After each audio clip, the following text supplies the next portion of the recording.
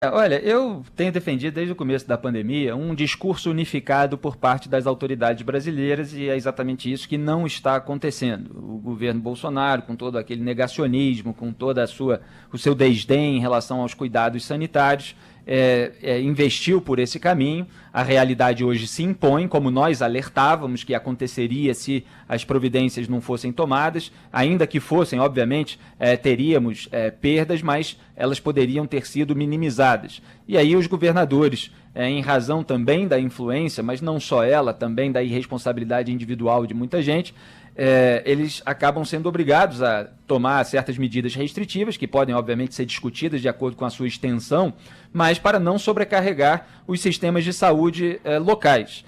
Eu continuo defendendo, independentemente dos envolvidos, que haja uma união nesse sentido, com menos atritos, com menos polarização, com menos disputas, muitas vezes, eleitorais, e também entre aliados de grupos políticos. O Cláudio Castro é muito próximo da família Bolsonaro, se aliou ali no momento em que a família Bolsonaro tinha total interesse em que o Wilson Witzel saísse da frente, porque era um aliado, fazia campanha junto com o Flávio Bolsonaro, mas depois brigaram e quando o Cláudio Castro assumiu, o Flávio Bolsonaro ficou muito próximo dele, também interessado em quem seria nomeado como Procurador-Geral de Justiça, acabou sendo Luciano Matos, que tem um histórico combativo, mas ao mesmo tempo de muito diálogo, e a gente olha aí com vigilância e com desconfiança em razão da dissolução do grupo de investigadores que investigava o Flávio Bolsonaro.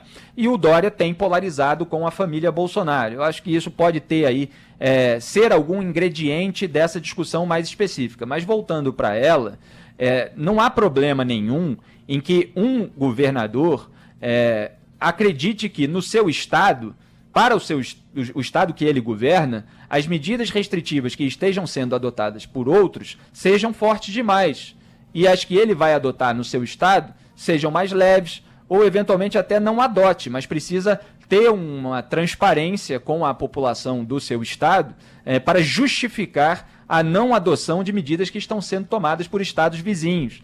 Então, é preciso haver mais diálogo com a sociedade para mostrar qual é a situação real em cada estado e por que determinadas medidas são mais duras em um e em outro. É muito melhor ter isso do que ficar tendo essa discussão virtual aí, boba, né, de treta de internet, que faz o Brasil parecer um grande jardim de infância. Até porque, Felipe, também fica nesse cenário, essa polarização, porque muito se fala que o Cláudio Castro tem evitado essas declarações em restrição e tudo mais por conta da proximidade com o presidente Jair Bolsonaro, ele que é do PSC, então isso inflamou ainda mais, né, o fato dele ter essa ligação e o Dória tá num outro aspecto Exatamente, político. Sador. Quer dizer, o seu relato como repórter, trazendo informação, está confirmando a minha análise. E é bom que seja assim. Eles têm uma proximidade mesmo, o Cláudio Castro com a família Bolsonaro. A família Bolsonaro tem um outro discurso, embora tenha baixado o tom numa cerimônia solene e oficial, feito ali um jogo de cena, mas no dia seguinte Bolsonaro já estava bolsonarizando de novo.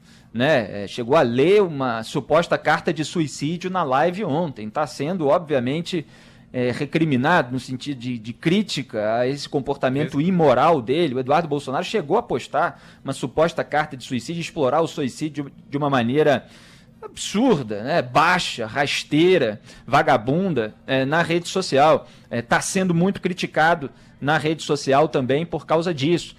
O Bolsonaro falou, tá aí um ano de lockdown e não saímos da Covid, sei lá, falou uma coisa nesse sentido, com o seu raciocínio binário e usando palavras que não correspondem à realidade. Quer dizer, lockdown agora é uma palavra para designar uma série de medidas, de gradações, de níveis absolutamente diferentes e que não estão sendo implementadas de uma maneira dura no Brasil, nunca foram. Quer dizer, agora está havendo um pouco mais de restrição aqui no estado de São Paulo. Mas lá atrás, quando era mais recomendado, nunca houve um lockdown, como foi feito em outros países da Europa, por exemplo, em que as pessoas precisavam realmente ficar em casa, senão elas eram multadas. Quem está em casa no Brasil, desde o começo da pandemia, são alguns membros da população do grupo de maior risco, dos idosos que têm gente para cuidar deles, que possa levar comida, que possa levar medicamento. O resto da população brasileira, em geral, está administrando essa crise, quer dizer, está circulando, vai trabalhar, às vezes, eventualmente, tem a sua limitação imposta em razão das medidas restritivas, mas mesmo assim não deixa de sair de casa para fazer determinadas atividades, para fazer as suas compras. Então, um lockdown completo nunca houve no Brasil, e há momentos em que há uma nuance aí. E aí ele coloca a responsabilidade pelo agravamento, pelo prolongamento da pandemia nos governadores em razão de medidas restritivas eventuais de níveis diferentes. Quer dizer, é tudo assim de um nível tão rasteiro para tentar polarizar, defensores de lockdown de um lado, quem é contra do outro.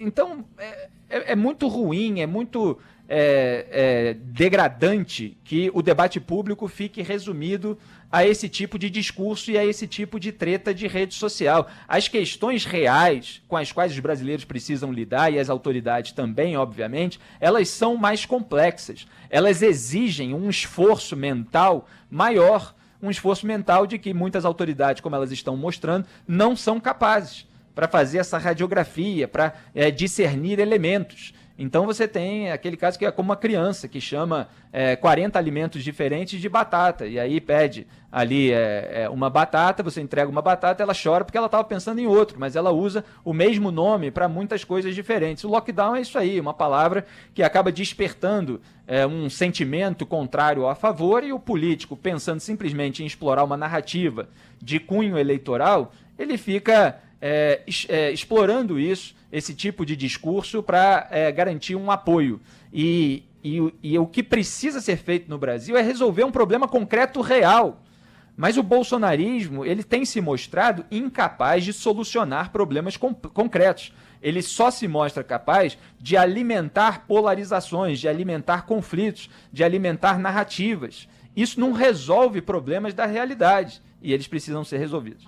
Bom, ainda na Ponte Rio-São Paulo, o governador em exercício Cláudio Castro negou a solicitação de abrir estádios aqui no Rio para a realização de jogos do Campeonato Paulista.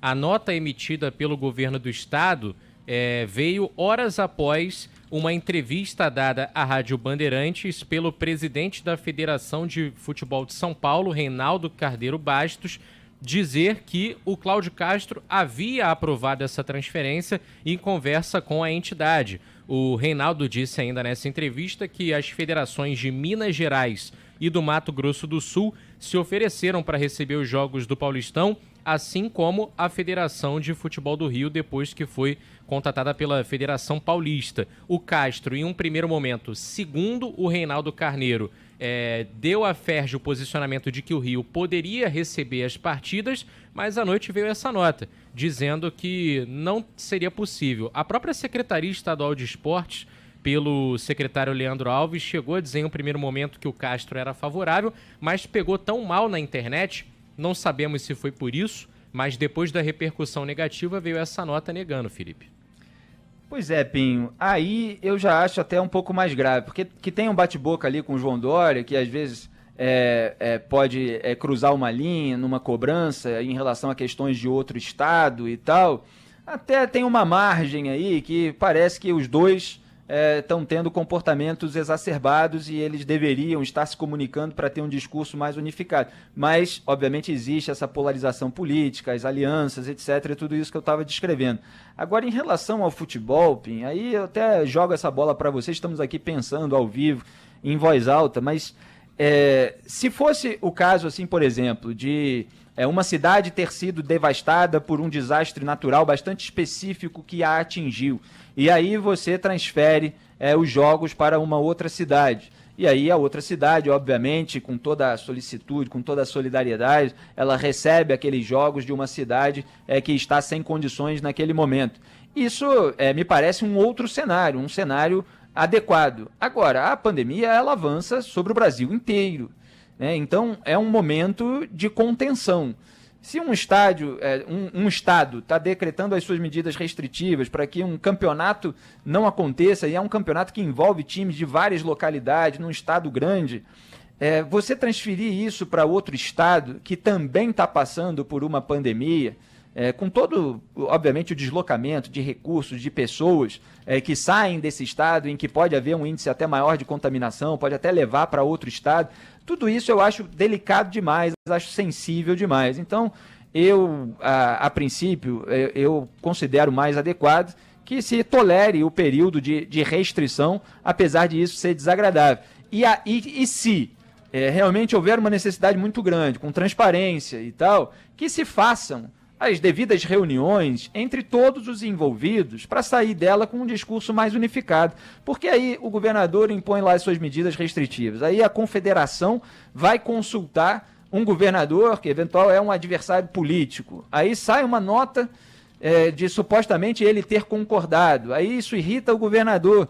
E fica essa confusão que a gente está vivendo hoje no debate público, em que se perdeu a preocupação com o decoro, com os processos formais, só se pensa em narrativa, só se pensa em puxadinhos e jeitinhos, e as pessoas precisam fazer as coisas pelos seus caminhos corretos. Então, se há uma necessidade muito grande, se há uma possibilidade, que isso seja debatido de uma maneira transparente, sólida, antes de vazar, causando ruído e treta num momento tão sensível de crise sanitária.